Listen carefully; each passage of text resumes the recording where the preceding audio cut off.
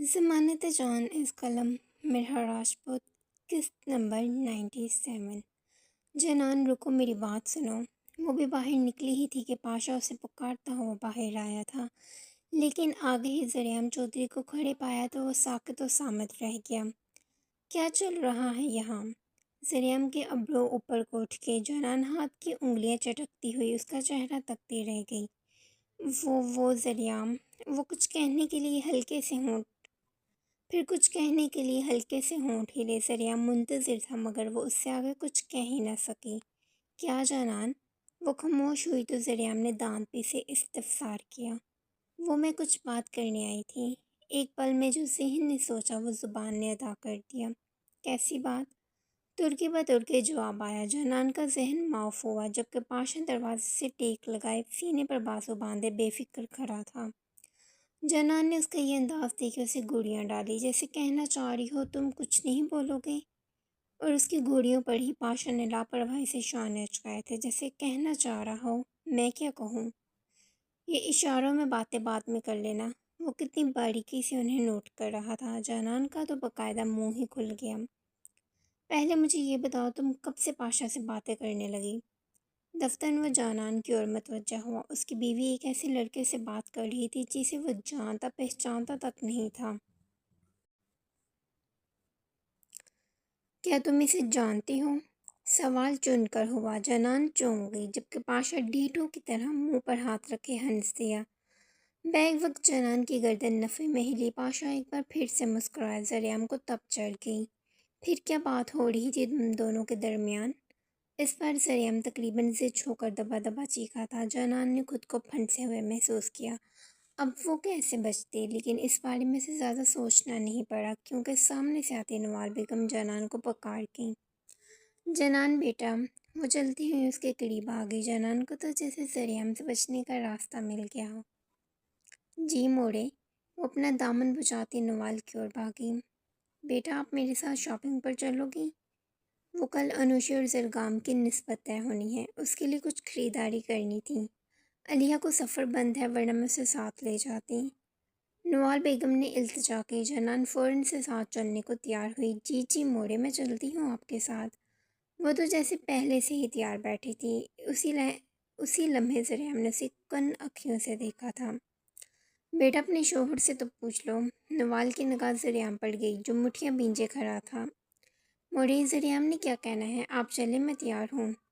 زریعام کا سنجیدہ چہرہ دیکھ کے وہ فوراً سے اسے نظر انداز کر گئی، اور اس سے پہلے وہ تیزی میں وہاں سے جانے کا ارادہ بناتی زریعام کی پکار نے اسے روک لیا۔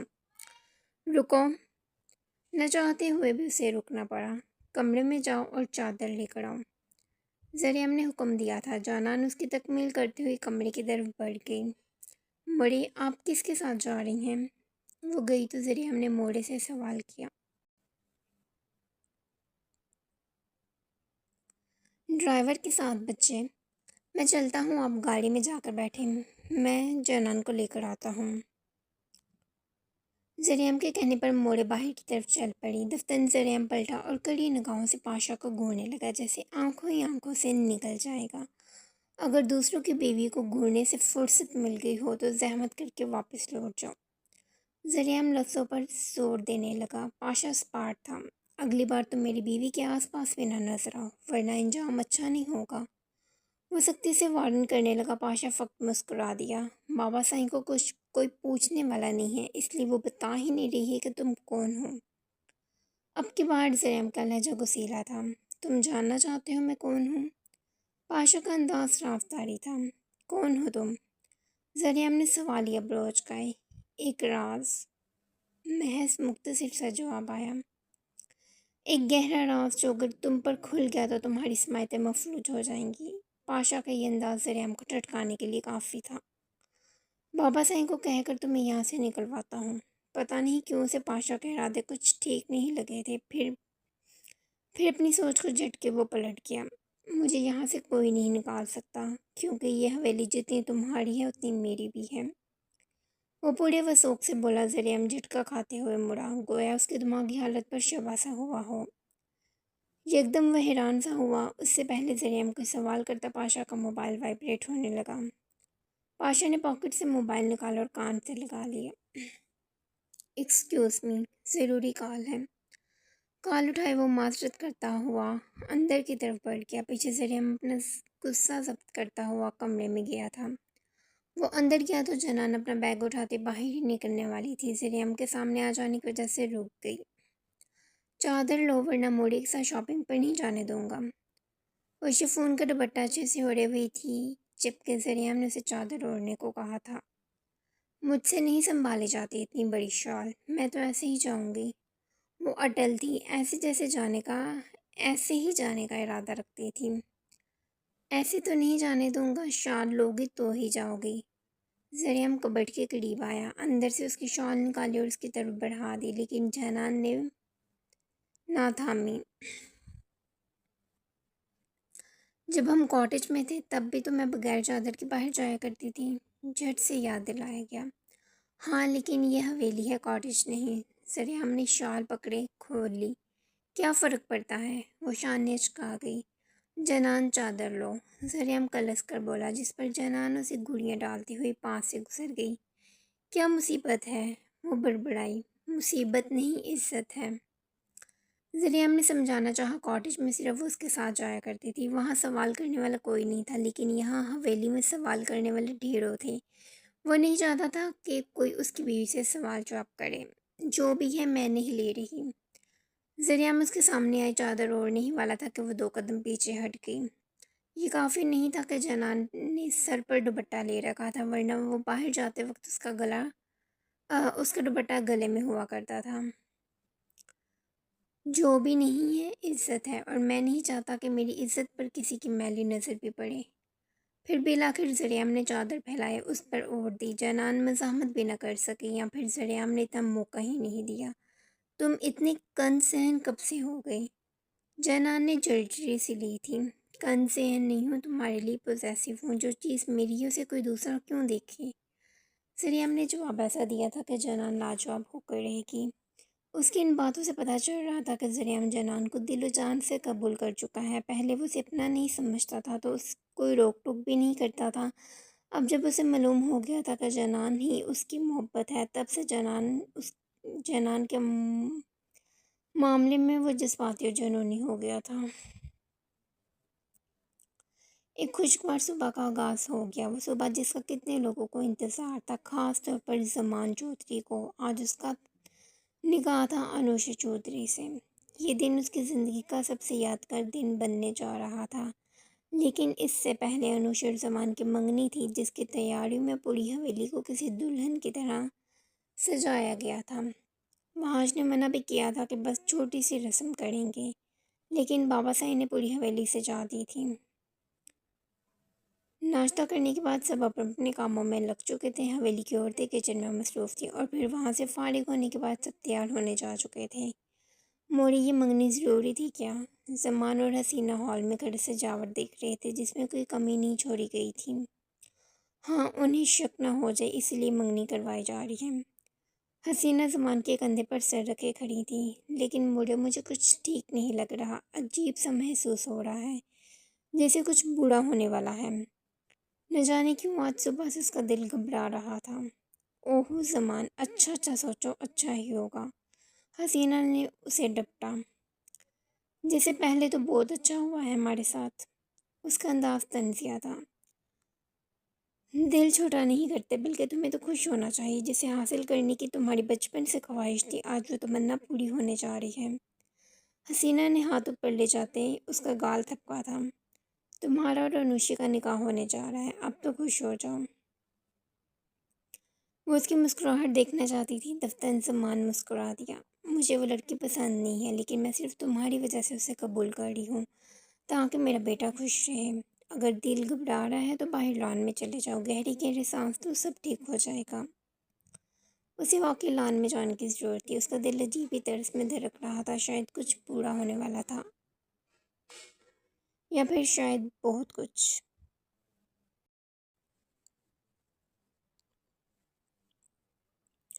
تیاریاں مکمل ہوئی تو سب ایک ایک کرتے ہال میں اکٹھے ہونے لگے۔ جنان اور پلوش اپنے ہمراہ انوشا کو بھی لے آئی تھی، جو زنک کلر کی لانگ شرٹ پر کھلے ٹراؤزر میں بے حد خوبصورت لگ رہی تھی۔ مسرت کے جتنے بھی رنگ تھے سب اس کے چہرے پر کھلے تھے۔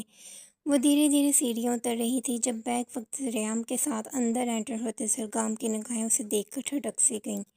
وہ بہت کم تیار ہوتی تھی اور جب تیار ہوتی تھی تو آفت لگتی تھی۔ وہ نیچے آئی تو سب سے پہلے انوار بیگم نے اس کے بلائیں لیں، پھر یلدرم نے اس کے سر پر بوسہ دیتے اسے اپنے سینے سے لگا لیا۔ کچھ ہی وقت میں ان دونوں کو اسٹیج پر بٹھا دیا گیا تھا۔ ایک چھوٹا سا اسٹیج تیار کیا گیا تھا جس پر ایک ہی صوفہ رکھا گیا تھا۔ باقی پھولوں کی لڑیاں لگائی گئی تھیں۔ ریلنگ کے گرد کیاریاں لگی تھیں۔ سجاوٹ اچھی کی گئی تھی۔ حسینہ زمان اور مہتاب نے فنکشن میں شرکت نہیں کی تھی۔ اب بس انتظار تھا تو وہاں جو علیحہ کا جو ابھی تک کمرے سے نہیں نکلے تھے۔ چلو ان کے کمرے میں چلے۔ اب تم ٹھیک ہو نا؟ وحاش نے اس کا چہرہ اپنے ہاتھوں میں تھام رکھا تھا۔ ٹھیک ہوں، بس دل ٹوٹ سا گیا ہے۔ جواباً علیحہ کا لہجہ بجھا سا تھا۔ میری جان یہاں دیکھو۔ وہ فرش کو گھول رہی تھی کہ وحاش نے اس کی توجہ کھینچ لی۔ کیوں اداس ہو رہی ہو؟ وہ کتنے نرم لہجے میں استفسار کر رہا تھا۔ علیحہ نے کاجل میں ڈوبی اپنی سنہری آنکھیں اٹھا کر اسے دیکھا۔ حسینہ چچی نے جو سب بولا وہ میرے ذہن سے نہیں نکل پا رہا۔ وجہ بتائی گئی۔ ایسا کچھ نہیں ہے علیحہ، پلیز اس بارے میں کچھ مت سوچو۔ اپنی کنڈیشن دیکھو، خود کو سٹریس مت دو۔ وحاش نے اسے اپنے ساتھ لگا لیا تاکہ وہ ریلیکس ہو سکے۔ مہتاب چچا نے کہا کہ میری ماں ان کی محبت تھی، کیا یہ سچ ہے؟ وہ کسی معصوم بچے کی طرح سوال کر رہی تھی۔ ہر کسی کا پاسٹ ہوتا ہے علیحہ، یہ ان کا پرسنل میٹر ہے، میں اس بارے میں زیادہ کچھ نہیں جانتا۔ وحاش نے اسے ٹالنا چاہا، ورنہ اگر وہ سوچتی رہتی تو مزید الجھتی رہتی۔ تم بھی مت سوچو ورنہ ڈپریس ہو جاؤ گی۔ وہ دور ہوئی تو وحاش نے اسے سر تا پیر دیکھا۔ پستہ رنگ کے ٹراؤزر شرٹ میں ملبوس وہ سادگی میں بھی قیامت ڈھاتی تھی۔ ایئرنگس نہیں پہنے تم نے؟ دفتر وحاش کی نگاہ اس کے خالی کانوں پر گئی۔ جیولری کے نام پر اس نے کچھ نہیں پہنا تھا، بس ہلکا ہلکا میک اپ کر رکھا تھا، وہ بھی صرف انوشا کی خوشی کے لیے۔ بھاری بہت ہے، علیحہ نے منہ بنایا۔ تم اتنی پیاری ہو کہ مجھے ہر بار تم پر کرش آ جاتا ہے۔ وحاش نے موقع کا فائدہ اٹھاتے اس کا گال چوم لیا۔ مذاق مت کرے وحاش۔ وہ شرمائی تو اس کے دونوں گال دکنے لگے۔ تمہارے معاملے میں مذاق نہیں کرتا، تم جانتی ہو۔ وہ اس کا موڈ تبدیل کرنا چاہتا تھا۔ اچھا بس کریں، اگر آپ تیار ہیں تو ہم نیچے چلیں۔ پیروں میں فلیٹ چپل پہنے اس نے ایک آخری بار خود کو آئینے میں دیکھا۔ ہاں آ جاؤ چلیں۔ وحاش نے جھک کر اسے سمجھ لگنے کا موقع دیے بغیر اپنی باہوں میں اٹھا لیا۔ وحاش میں چل کر جاؤں گی۔ علیحہ نے مزاحمت کرنی چاہیے، میری بیوی ہو تم، میرے ہوتے ہوئے تم مزاحمت کرنے کی کیا ضرورت؟ وحاش چل پڑا۔ وحاش نیچے سب ہوں گے، علیحہ شرمندہ نہیں ہونا چاہتی تھی۔ اپنی بیوی اٹھائی ہے، کسی کو کیا ہی اعتراض ہوگا؟ وحاش شانے جھکاتا ہوا باہر نکل گیا۔ بہت ضدی ہیں آپ، علیحہ نے اس کے سینے پر منہ چھپا لیا۔ تم نے ہی بنایا ہے۔ وہ سیڑھیاں اترتا چلا گیا۔ ایک پل کے لیے سب کی نگاہیں ان کی سمت اٹھیں۔ علیحہ نے ایک نگاہ تک نہ اٹھائی، پھر وحاش نے اسے ہال میں لاتے صوفے پر بٹھا دیا۔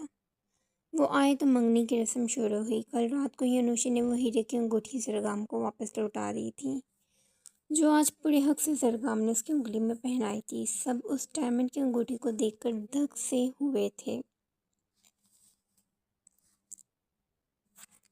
وحاش زرگام کو ایئرپورٹ چھوڑنے کے لیے تم جاؤ گے؟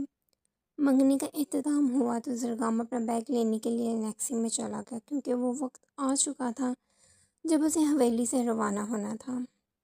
نہیں بابا سائی، میں نہیں جاؤں گا۔ وحاش نے سہولت سے انکار کیا۔ ایک لمحے کے لیے یلدرم کے چہرے کے تاثرات بدلے۔ ذریعہ جنان موڑے سب جا رہے ہیں لیکن میں نہیں جا سکتا۔ کیوں؟ تم کیوں نہیں جا سکتے؟ یلدرم کا چہرہ فک ہوا۔ ابھی کل تک تو وہ جانے کو تیار تھا، پھر اچانک کیا ہوا؟ کیونکہ میری بیوی یہاں ہے۔ وہ احتیاطاً حویلی رک رہا تھا۔ تمہارے جانے کے بعد تمہاری بیوی کو ہم کھا نہیں جائیں گے۔ ابھی کل تک تم کہہ رہے تھے کہ تم ساتھ جاؤ گے اور اب اچانک کیا ہوا؟ وحاش کے انکار پر ان کے منصوبے پر دراریں سی آئی تھی۔ علیہ کی طبیعت ٹھیک نہیں ہے اور مجھے اس سے زیادہ ضروری اور کوئی نہیں ہے۔ ایسا کریں آپ ساتھ چلے جائیں۔ یہ بات اس نے یلدرم کے چہرے کے تاثرات جانچنے کے لیے کہی تھی۔ جب جب زریام جا رہا ہے تو میرے جانے کی کیا ضرورت؟ وہ شانیچ کھا گئی۔ 2 گھنٹے بعد اس کی فلائٹ ہے، 1 گھنٹے بعد حویلی سے روانہ ہو جائے گی۔ میں زرگام کے پاس جا رہا ہوں، آپ چلیں گے؟ ہاں تم چلو، میں آتا ہوں۔ اسبات میں سر ہلاتے وہ گہری سوچ میں ڈوبے۔ وہاں چلا گیا۔ پیچھے وہ یہ سوچ کر پریشان ہوئے کہ اب کیا کرے۔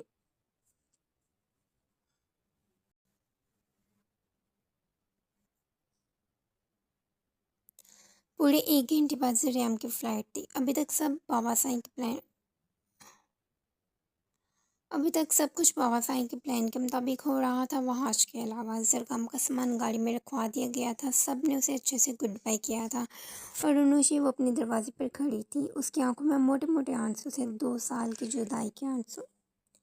زمان کی نگاہ بے اختیار اس پر گئی تھی اور بیک وقت اس نے ہنکارا پڑا تھا۔ پھر جلد ہی وہ گاڑی میں جا بیٹھا تھا۔ زریام اور زرگام فرنٹ سیٹ پر تھے، جبکہ نوال بیگم اور جنان بیک سیٹ پر تھے۔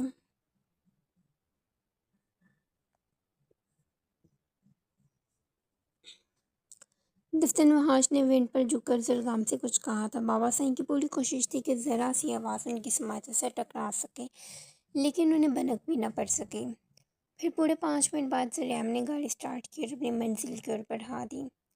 وہ گئے تو سب باری باری اندر کو جانے لگے۔ وہاں علیہ کو اٹھائے اوپر لے گیا۔ انوشی نے دروازہ بند کر لیا۔ وہاج کیوں نہیں گیا؟ یلدرم اپنے کمرے میں آئے تو حسینہ مہتاب اور زمان ان کے پیچھے گئے۔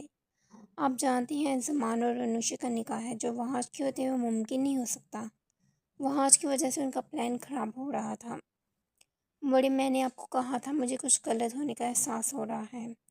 زمان نے اپنا خدشہ ظاہر کیا۔ دیکھ لیا آپ نے، وہاج کے ہوتے ہوئے یہ نکاح نہیں ہو سکتا، اور کچھ ہی وقت میں سب مہمان بھی آ جائیں گے، کیا کریں گے باپ لوگ؟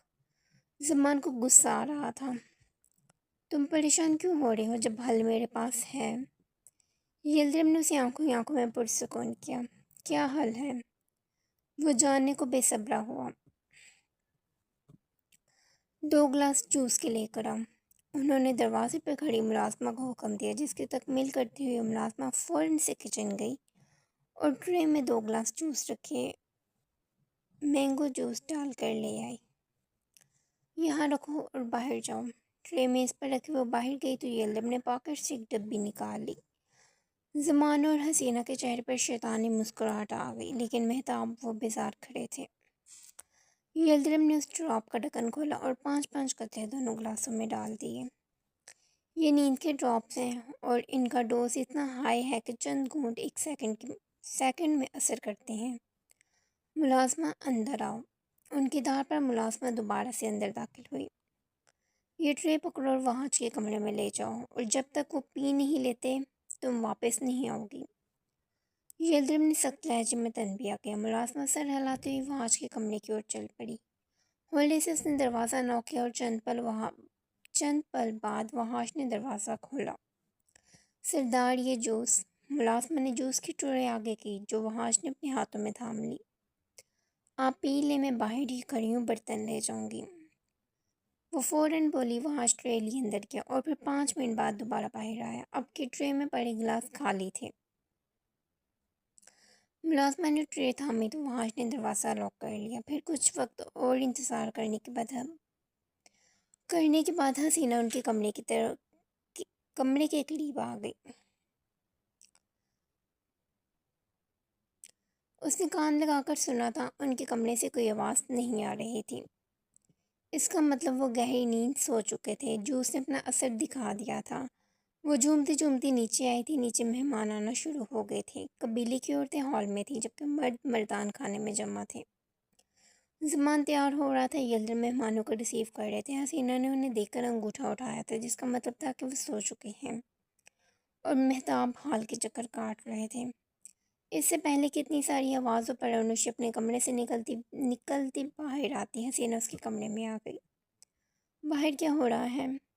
وہ دروازہ کھول کر باہر جانے ہی والی تھی کہ حسینہ نے پلٹ کر دروازہ بند کر دیا۔ یہ آوازیں کیسی ہیں؟ اس نے دوبارہ پوچھا۔ قبیلے کی عورتیں تمہیں مبارکباد دینے آئی ہیں۔ حسینہ نے رسانیت سے جواب دیا، لیکن انوشی ایک پل کے لیے تھم گئی۔ مبارکباد؟ کیسی مبارکباد؟ اس نے حیرت ظاہر کی۔ حسینہ نے اس کی کلائی پکڑی اور اسے بیڈ پر بٹھا دیا۔ ابھی تھوڑی دیر پہلے شاید تمہاری منگنی ہوئی ہے، لیکن قبیلے والوں کو کیسے پتہ چلا؟ یہ بات تو صرف حویلی تک ہی محدود تھی۔ مجھے کیا پتا؟ وہ اداکاری کا مظاہرہ کرتے ہوئے شانے اچک گئی۔ مجھے تو صرف اتنا حکم دیا گیا ہے کہ تمہیں تیار کر کے باہر لے آؤں۔ حسینہ نے ہاتھ میں پکڑا شاپنگ بیگ کھولا اور اس میں سے ایک نیٹ کا سرخ رنگ کا دوپٹہ نکال لیا۔ تیار کیوں ہونا ہے؟ اس کے چہرے کے رنگ اڑ رہے تھے۔ عورتیں تمہیں دیکھنے آئی ہیں اور منگنی یافتہ لڑکیاں تیار ہوئی ہی اچھی لگتی ہیں۔ کپڑے تو تم نے اچھے ہی پہنے ہیں، بس یہ لال چنی سر پر اوڑھ لو۔ حسینہ نے وہ سرخ رنگ کا دوپٹہ کھولا اور اچھے سے انوشی کے سر پر اوڑھ دیا۔ اس کی کیا ضرورت ہے؟ اسے کسی سوال کا جواب ٹھیک طریقے سے نہیں مل پا رہا تھا۔ یہ تو تم اپنے بابا سائیں سے ہی پوچھنا، کیونکہ یہ ان کا ہی حکم ہے۔ اب چلو میرے ساتھ۔ وہ انوشی کا بازو تھامتے سے باہر لے جانے لگی۔ لیکن چچی جان، وہ کچھ کہنا چاہتی تھی مگر بولنے کا موقع ہی نہ دیا گیا۔ یہ لیکن ویکن اپنے باپ کو جا کر سنانا۔ ابھی تم میرے ساتھ چلو۔ پھر وہ اسے گھسیٹتی ہوئی باہر لے آئیں۔ باہر کا منظر دیکھ کے انوشی دک رہ گئی۔ عورتیں ایسے جمع تھی جیسے کوئی شادی بیاہ کا ماحول ہو۔ حسینہ اسے لاتے اسٹیج پر بٹھا گئی۔ کچھ لوگوں کا کہنا تھا کہ دلہن سادگی میں بہت پیاری لگ رہی ہے، لیکن کچھ لوگوں کا کہنا تھا کہ یہ کیسی دلہن ہے جو لال جوڑے میں نہیں ہے۔ پلوشہ بھی ان عورتوں کے درمیان کھڑی تھی۔ اسے سب پتا تھا۔ ایک ذرا سا ترس انوشی کے لیے اس کے چہرے پر نہیں تھا۔ کیا وہ اتنی شفاف تھی؟ جبکہ پاشا وہ تو گڑھ ہی نہیں تھا۔ انوشی اضطرابی کی کیفیت میں یہاں وہاں دیکھ رہی تھی کہ یلدرم چلتے ہوئے اس کے نزدیک آ گئے۔ بابا سائیں، یہ سب کیا ہو رہا ہے؟ انوشی نے آنکھیں سٹ پٹائیں، پھر بابا سائیں کو دیکھتی ہوئی دریافت کرنے لگی۔ بیٹا، یہ ہماری قبیلے کی عورتیں ہیں، بس ہماری خوشی میں شامل ہونے آئی ہیں۔ یلدرم نے اس کے سر پر پیار دیتے ہوئے کہا، لیکن بیک وقت انوشی کی نگاہ اینٹرنس سے اندر داخل ہوتے مولوی صاحب پر گئی۔ لیکن بابا مولوی صاحب کیوں آئے ہیں؟ اب وہ پھٹی پھٹی آنکھوں سے یلدرم کو دیکھنے لگی۔ بیٹا، سب پتہ چل جائے گا، بس تھوڑا انتظار ہو۔ بغیر اس کے سنے یلدرم اسٹیج سے اتر گئی۔ انوشی بابا بابا کرتی رہ گئی، لیکن یلدرم نے مڑ کر نہیں دیکھا۔ یک اس کی نگاہ حسینہ پر گئی جو خوشی سے ان عورتوں سے مل رہی تھی۔ پھر دیکھتے ہی دیکھتے حسینہ زمان کو لے آئی، جو بلیک شلوار قمیض پر مہرون ویسٹ کوٹ پہنے ہوئے تھا۔ ہال میں چیمگوئیاں سی ہونے لگی تھیں کہ دیکھتے ہی دیکھتے حسینہ نے زمان کو انوشی کے ساتھ بٹھا دیا۔ انوشی کو زوردار دھچکا لگا۔ مولوی صاحب اور یلدرم بھی اسٹیج پر آ گئے۔ بابا یہ سب؟ وہ اٹھنے ہی والی تھی کہ حسینہ نے اس کے کندھوں پر ہاتھ رکھ کے اسے بٹھا دیا۔ انوشی، خاموش ہو جاؤ۔ یلدرم نے اسے آنکھیں دکھائیں۔ انوشی بھنچکا کر رہ گئی۔ ایک دم ان کے تاثرات کیسے بدل گئے؟ ابھی کچھ وقت پہلے جو لہجہ میٹھا تھا وہ اب کڑوا ہو گیا تھا۔ مولوی صاحب نکاح شروع کریں۔ یلدرم نے ان کی توجہ کھینچی۔ انوشی بے حس حرکت رہ گئی۔ نکاح؟ کس کا نکاح؟ یہ کیا ہو رہا تھا؟ کچھ سمجھ نہ آیا۔ اگر کچھ سمجھ آ رہا تھا تو وہ یہ تھا کہ اس کے ساتھ زمان چودھری بیٹھا ہے اور یلدرم نکاح شروع کروانے جا رہے ہیں۔ بابا؟ انوشی تڑپ اٹھی تھی۔ اس کے بابا سے اتنا بڑا دھوکہ کیسے دے سکتے تھے؟ کس کا نکاح؟ اپنے شک کو یقین میں بدلنے کے لیے اس نے بالآخر پوچھ ہی لیا۔ تمہارا اور زمان کا نکاح۔ یلدرم نے بم پھوڑ دیا۔ انوشی اگلا سانس تک نہ لے سکی۔ مطلب یہ سازش تھی؟ کیا؟ وہ بے یقینی میں چیخی کہ اس کی آواز پورے ہال میں گونجی۔ اس سارے واقعے کے دوران زمان نے اب گردن جھٹ کے اسے دیکھا تھا۔ بابا، آپ میرے ساتھ ایسا کیسے کر سکتے ہیں؟ انوشی کی آنکھیں پل بھر میں بھیگی تھیں۔ اس کی آواز لرز گئی۔ تم میرے ساتھ ایسا کیسے کر سکتی ہو انوشی؟ یلدرم الٹے پڑے تھے۔ انوشی ان کی بات کا مفہوم سمجھ کر شرمندہ ہوئی تھی۔ وہ زرغام کا ذکر کر رہے تھے۔ مجھے تم پر مان تھا، تم نے میرا بھرم توڑا ہے۔ میں نے ان سب کے سامنے زبان دی تھی، اور تمہیں تو پتہ ہے میں اپنی زبان سے نہیں مکرتا۔ تمہارا نکاح زمان سے ہوگا، یہ طے تھا۔ وہ بے رحمی کا رویہ اختیار کر گئے۔ انوشی جہاں تھی وہاں ہی رہ گئی۔ وہ شل ہو چکی تھی۔ ایک ذرا سی حرکت اس کے وجود میں نہ ہو سکی۔ مولوی صاحب آپ نکاح شروع کریں۔ انوشی یلدرم چودھری کہ آپ کو یہ نکاح سمان مہتاب چودھری سے 10 لاکھ سکہ رائے الوقت یہ نکاح قبول ہے۔ مولوی صاحب مائک میں بولے تھے۔ قبیلے کی تمام عورتیں اس کی قبول ہے کہ منتظر تھیں، لیکن انوشی تو یوں تھی جیسے گویا کوئی مر گیا ہو۔ مائک کا رخ اب انوشی کی سمت تھا۔ حسینہ اسے بولنے کا کہہ رہی تھی۔ یلدرم اسے کھا جانے والی نگاہوں سے گھور رہے تھے۔ انوشی کچھ کہنا چاہتی تھی، لیکن حلق میں جو آنسو کا پھندا اٹک چکا تھا وہ اسے کچھ کہنے ہی نہیں دے رہا تھا۔ قبول ہے بولو انوشی۔ پھر یلدرم نے اس کا بازو پکڑے دبوچا تھا۔ یہ تکلیف انوشی کے اندر تک پھیلی تھی۔ حلق میں پھنس سے آنسو کے پھندے کو اندر دھکیلے انوشی کے ہولے سے لب ہلے تھے۔ نہیں، مجھے یہ نکاح نہیں قبول۔ اس کے ایک انکار پر یلدرم کا سیر و خون گردش آیا تھا۔ حسینہ کی بانچیں کھل گئی، زمان نے مٹھیاں بھینچ لیں اور قبیلے والے سب کے سب حیرت کے مارے لوگ سرگوشیاں کرنے لگے۔ وہ سرگوشیاں جو انوشی کے ایک انکار پر کی جا رہی تھیں۔ اس دوران یلدرم نے انوشی کا بازو پوری قوت سے بھینچا تھا کہ وہ بیچاری ہائے ہائے کرتی رہ گئی۔